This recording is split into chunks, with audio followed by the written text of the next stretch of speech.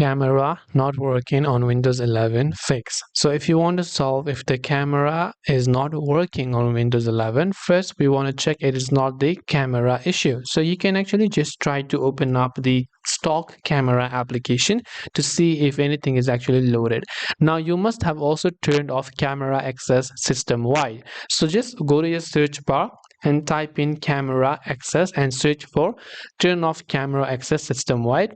This particular setting could have been enabled, so you want to enable camera access. When you have disabled camera access for the whole system, none of the application on your Windows will be able to access your camera. So just try to relaunch camera, and now you can just open the camera app from here, and that should definitely help you solve your camera problem on Windows 11.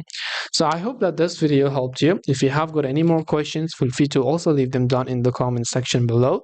Thank you very much for watching till the end of this tutorial, and see you soon in the next video.